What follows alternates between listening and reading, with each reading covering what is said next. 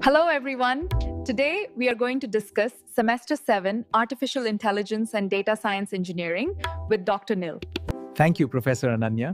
This subject is the backbone of computer science and helps students connect theory with real-world electronics. Tactics. That's truly insightful, Dr. Nil. We'll explore these ideas in depth through real-world examples in this episode. আচ্ছা, কখনো কি এমনটা মনে হয়েছে যে একটা বড় file download করার পর কম্পিউটার কি করে এত নিশ্চিতভাবে বলে দেয় যে একটাও বিট ভুলভাল হয়নি? এর পেছনে কিন্তু কোনো ম্যাজিক নেই, আছে একটা দারুণ শক্তিশালী গাণিতিক কনসেপ্ট যা একটা ডিজিটাল অথেন্টিসিটি সিলের মতো কাজ করে। চলুন এই সিলের রহস্যটাই আজ বোঝা যাক। তো আমাদের এই রহস্য সমাধানের প্রথম সূত্রটাই হলো, ডেটাকে শুধু 1 আর 0-র একটা লম্বা লাইন হিসেবে দেখলে চলবে না, একে দেখতে হবে একটা ম্যাথমেটিক্যাল এক্সপ্রেশন হিসেবে। এই বদলটা একটু খেয়াল করা যাক। একটা সাধারণ বাইনারি স্ট্রিং, যেমন ধরুন 1101, এখানে একটা পলিনোমিয়াল বা বহুপদী রাশিতে বদলে যাচ্ছে, যেখানে প্রত্যেকটা বিটের পজিশন এক্সের একটা পাওয়ারকে বোঝাচ্ছে। ব্যাপারটা অনেকটা রান্নার জন্য রাখা কাঁচামালের লিস্টকে একটা গোছানো রেসিপি কার্ড বানানোর মতো, যেটা নিয়ে এবার কাজ করা যাবে। এবার আসা যাক আসল কনসেপ্টে। ভাবুন তো, বিটগুলো যেন একটা নাগরদোলায় বসে আছে। এখন যদি নাগরদোলায় বসা মানুষগুলোর একটা নির্দিষ্ট অ্যারেঞ্জমেন্ট বা সজ্জা বৈধ হয়, তাহলে সেটাকে যেদিকেই ঘোরানো হোক না কেন, নতুন যে সজ্জাটা তৈরি হবে সেটাও বৈধ হবে। এটাই হলো এর সবচেয়ে জরুরি সাইক্লিক বা চক্রাকার বৈশিষ্ট্য। তাহলে মূল কথাটা কি দাঁড়ালো?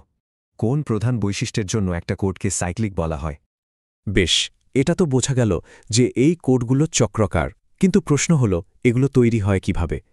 এখানেই আসছে আমাদের মাস্টার রেসিপি, মানে সেই গোপন চাবিকাঠি যা দিয়ে এই কোডগুলো বানানো হয়। দেখুন, g(x) কিন্তু যে কোনো সাধারণ পলিনোমিয়াল নয়, এটাকে বলা যেতে পারে কোডের একটা মাস্টার ছাঁচ।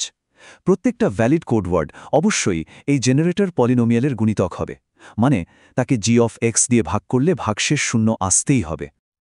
আচ্ছা, একবার মনে করার চেষ্টা করা যাক তো, প্রত্যেকটা ভ্যালিড কোডওয়ার্ড তৈরি করার জন্য যে মাস্টার চাবিটা ব্যবহার করা হয় সেটার নাম কি? এবার আসল রহস্যটার সামনে আসার পালা। এখানে আমরা দেখব কিভাবে এই জেনারেটর পলিনোমিয়ালটা বাস্তবে সেই ডিজিটাল সিলমোহরটা তৈরি করে, যার কথা আমরা একদম শুরুতে বলেছিলাম। এই এনকোডিং প্রসেসটা কিন্তু কয়েকটা সহজ ধাপে হয়। প্রথমে মেসেজ পলিনোমিয়াল m(x) কে নেওয়া হলো। এরপর চেক বিটগুলোর জন্য জায়গা তৈরি করতে একে বাঁদিকে একটু শিফট করা হয়।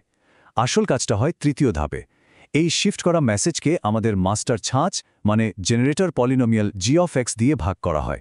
এই ভাগের পর যে ভাগশেষ বা রিমাইন্ডার r(x) পাওয়া যায়, সেটাই আমাদের ডিজিটাল শিলমোহর। শেষে এই ভাগশেষটাকে মূল মেসেজের সাথে জুড়ে দিলেই তৈরি হয়ে যায় আমাদের ফাইনাল নিখুঁত কোডওয়ার্ড। এবার ডেটা ঠিক আছে কিনা সেটা যাচাই করার পালা, যা আরও সোজা। এটাকে একটা পিউরিটি টেস্টের মতো ভাবতে পারেন। ডেটা পাওয়ার পর কম্পিউটার ঠিক একই জেনারেটর g(x) দিয়ে পাওয়া কোডওয়ার্ডটাকে ভাগ করে। আর এই মুহূর্তটাই হলো আসল ব্যাপার। যদি ভাগশেষ 0 হয়, তার মানে ডেটা কোয়ালিটি টেস্টে পাশ করে গেছে এবং এটাকে একদম নিখুঁত বলে ধরে নেওয়া হয়। এটাই হলো সিআরসি চেকের সহজ কিন্তু ভীষণ শক্তিশালী একটা ভিত্তি। তাহলে সবচেয়ে গুরুত্বপূর্ণ বিষয়টা কি? একটা সিআরসি চেকে ভাগশেষ 0 আসা মানে কি বোঝায়?